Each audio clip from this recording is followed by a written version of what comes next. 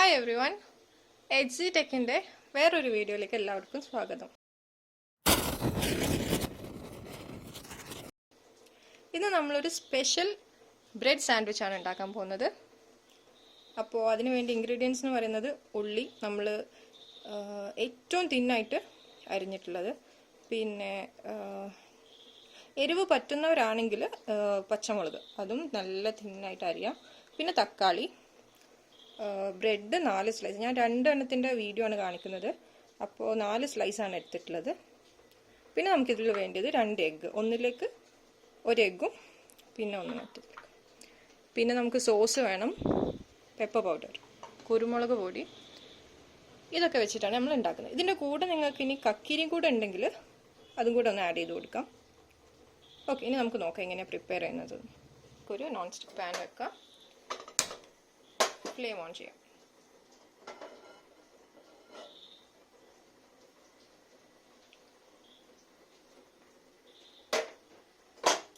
Pan ഒന്ന് ചൂടായി വരുമ്പോൾ നമുക്കതിലേക്ക് വെളിച്ചെണ്ണ ഒഴിച്ചു കൊടുക്കാം.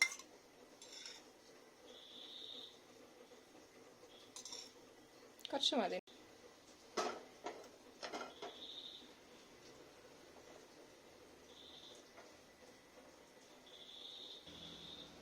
എണ്ണയൊക്കെ ചൂടായി വന്നിട്ടുണ്ട്.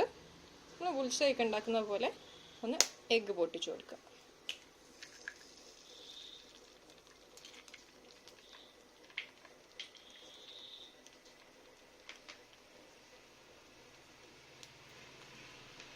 നമുക്കിത് ജസ്റ്റ് ഒന്ന് പൊട്ടിച്ചിട്ട് ഇതിലേക്ക് ബ്രെഡ് വെച്ച് കൊടുക്കാം.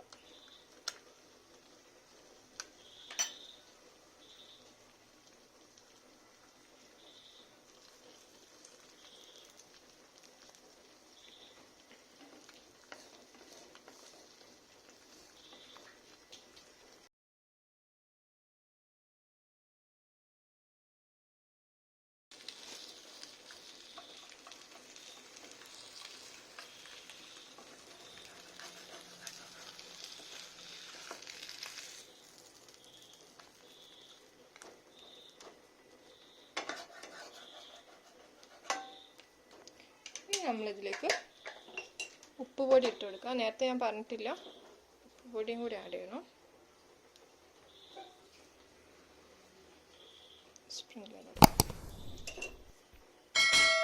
അതിൻ്റെ കൂടെ തന്നെ കുരുമുളക് പൊടി.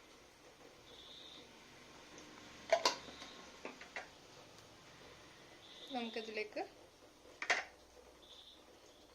ഫ്ലെയിം ഏറ്റവും ലോയിൽ വെച്ചിട്ട് വേണം ഇതൊക്കെ ചെയ്യാൻ വേണ്ടിയിട്ട്. എന്നിട്ട് പെട്ടെന്ന് തന്നെ നമുക്ക് വേണ്ട വെജീസൊക്കെ ഇതിൽ ആഡ് ചെയ്ത് കൊടുക്കാം. മുളക് ഇഷ്ടമുള്ള ആളുകളാണെങ്കിൽ മുളക് ഇടാം, കുട്ടികൾക്കൊക്കെ ആണെങ്കിൽ നമുക്ക് അവോയ്ഡ് ചെയ്യാം.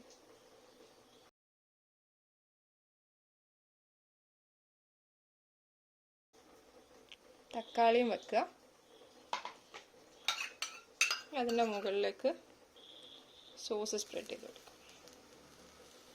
ടൊമാറ്റോ കെച്ചപ്പ്,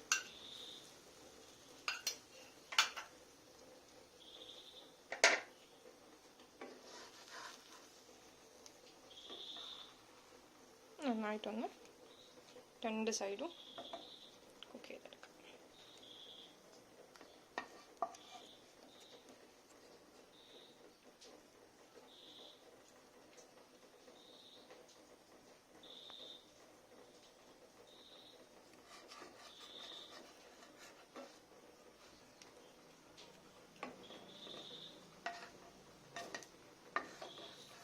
രണ്ട് സൈഡും ആയിക്കഴിഞ്ഞാൽ നമുക്ക് അതെടുക്കാം.